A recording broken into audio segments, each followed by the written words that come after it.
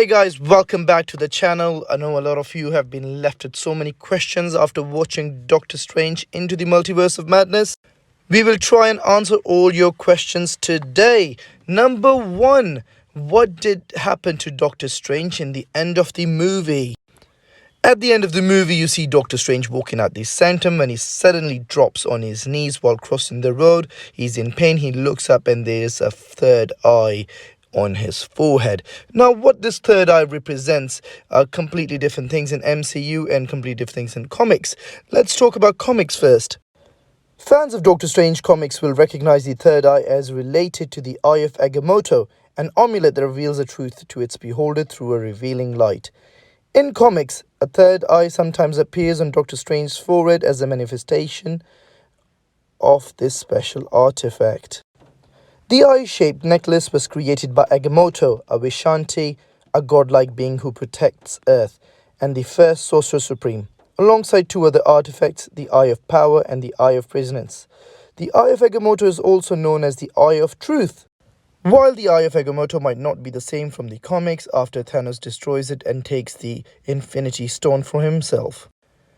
Eye of Agamotto might not be as powerful without the stone, but yes, it still holds significant powers. And yes, a lot of people are asking that if Thanos has destroyed the Eye of Agamotto, then how does Doctor Strange still has it?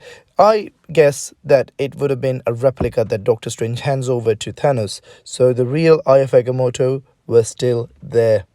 Now, let's talk about the eye that appears on the evil Doctor Strange's forehead in the movie.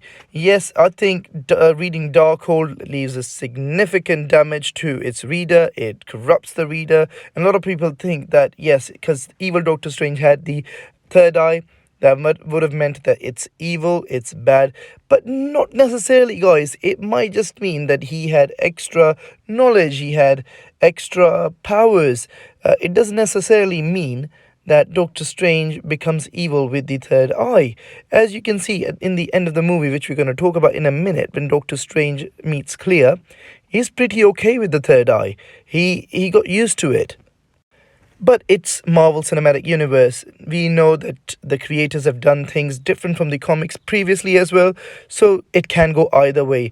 It can mean it's a good thing, it can mean it's a bad thing, but whatever the reason is, we'll find out in the next movies. These are the best guesses. In the comics, that means extra knowledge, the Eye of Light. But in the movie, it might mean something different. Or it might mean something similar from the comics. Right, whatever the case is, we will find out in the upcoming movies. If you want my personal opinion, I don't think it's a bad thing. I just think it's the Eye of Light. He's gained some extra knowledge after reading the Book of Vishanti, and he has gained more power. Now let's talk about the end credit scenes. There are two end credit scenes in the movie. One is the main one, which connects to the next movie, which connects to what's going to happen in the next Doctor Strange movie, and the second one is like more of a funny kind of a end credit scene. In the first end credit scene, you see Doctor Strange walking on the streets of New York. We don't know how much time has passed since the last scene of Doctor Strange when the eye appears on his forehead and this scene. In this scene, a strange woman dressed up in purple with silver golden hair pops out of this different dimensional universe and asks for Doctor Strange's help, saying that he's caused another incursion and he needs to come with her. The third eye appears on Doctor Strange's forehead again and he seems okay with it this time. Now the questions, who is this character? Who is Clea? And what is this dimension? Is it from the same universe? I don't think it's from the same universe, because if it would have been from the same universe, there wouldn't be an incursion. So while having an incursion, it means it would have been a different dimension from a different universe. There's a lot of confusion when it comes to universes and dimensions and all that. Marvel Cinematic Universe hasn't done a great job explaining difference between the dimensions and different universes, but I think they're going to explain or jump into more of a detail in the next movies.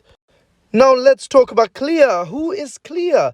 Clea, from the comics is a love interest of Doctor Strange. In fact, Doctor Strange gets married to her in the comics. Clea is also known as the Sorceress Supreme of the Dark Dimension. Yes, she's another sorcerer. She's really powerful. She comes from these different beings from a different universe, and she's the niece of Dormammu. And you've met Dormammu in the first Doctor Strange movie. He's from the Dark Dimension. He's the evil person or evil entity that lives there. So in the next Doctor Strange movie, we're going to see Doctor Strange and Clea jumping from one dimension to the other, or from one universe to the other, whatever it's going to be.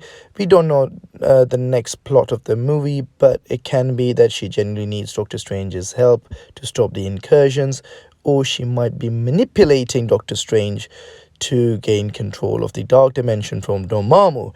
It can be a number of things. We do not know the plot of the movie, guys, but whatever it's going to be huge. It's going to be exciting.